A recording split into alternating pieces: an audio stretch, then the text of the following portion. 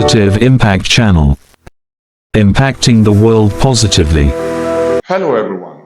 Welcome to the second series of the Making of Great Nations on Positive Impact Channel.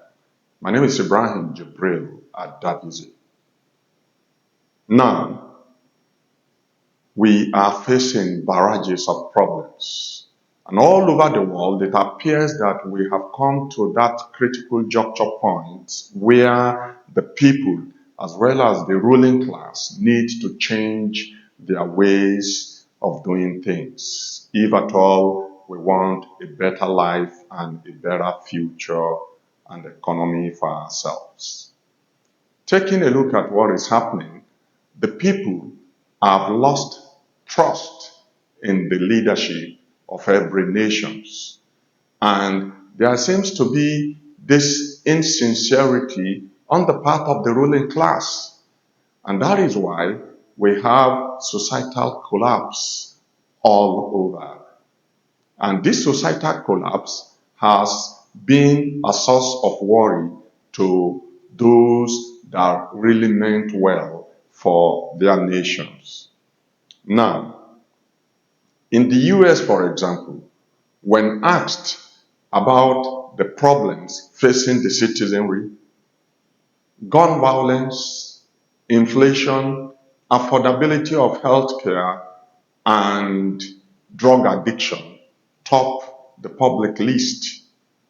In Nigeria, for example, we have also inflation, insecurity, unemployment, and wage inequality. This is same for the rest or better parts of other African countries. Now, taking a look at Asia, there is war in Israel and Palestine, political instability in the EU region, and looking at the world in entirety, global warming, overconsumption, because the resource use has outpaced the sustainable capacity of our ecosystem. This is an indication that we are having a series of problems, and we need to deal with these problems in good time, if at all we want to begin to see changes that we desire. So things has to be done differently. We need institutional change. We need attitudinal change on the part of the people as well as our leaders. Now, this is on the one hand. On the other hand, let us consider Nigeria economy in summary. Year in, year out, the problem of Nigeria economy has remained, which is the excessive size of our government and maintaining cost. For example, since 1999, the problem of high maintenance cost of our government has been mirrored in our budget. The 2024 budget, tagged Budget of Renewed Hope, for example, is about 27.5 trillion naira, and quite a little above 18 trillion naira is the projected revenue, meaning we have about 9.1 trillion naira budget deficit. And a higher percentage of this budget is for the current expenditure, mainly to run the government, salaries, travels, newspapers, and so on and so forth. What kind of developmental projects can we achieve with such a budget? For example, in Nigeria, the kind of economic growth that we recorded between 1974 and 1986, and between 1995 and 1998 is second to none. Why? These years, the country's capital expenditure budget outweighs the recurrent expenditure. It might interest you to know that since 1999, the recurrent expenditure has always outweighs the capital expenditure, which is a direct translation that the size of running and the size of our government is high, and its maintenance cost is also high.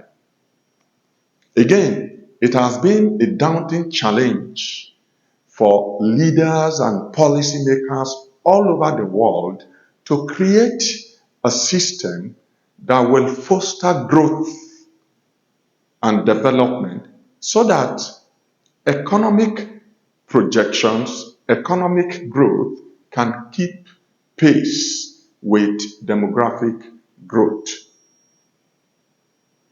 Why? Because of lack of trust, because of insincerity of purpose on the part of the ruling class, as has been x-rayed by many technocrats and specialists from around the world. Let's take a look at these statistics, for example. The IMF released a report of 20 most performing economies in the world as at May 2024. And 9 out of these economies that are performing in 2024 are African countries. Niger Republic is the one topping the chart. The analysis is simple, considering Niger Republic and Nigeria.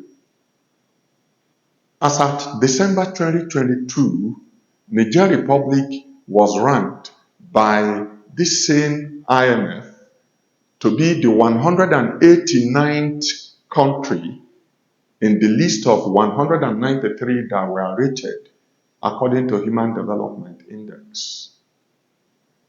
Nigeria, as at that same period, December 2022, was rated 161.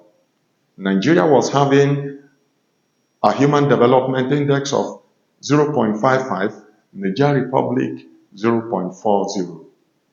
But now, the IMF Economic Outlook projection of 2024 says Niger Republic is growing at 11.2%, while Nigeria is growing at 3.2%. Can you see that magic? What has Niger Republic done that we have not done? Is it that Niger Republic have identified and capitalized on their critical juncture point, and we as Nigeria and Nigerians, we are not there yet? These are questions that we need answers to. Finally, for us to wrap up on this edition, Nigeria economy, as well as most economies all over the world, are nosediving. In Nigeria, for example, economic growth has been superseded by demographic expansion at the rate of 2.6% a year. At the end of the first quarter of 2024, Nigeria's debt stood at 121 trillion naira. That is according to the Debt Management Office. We have come to that point where we need to identify what must be done and that should be done.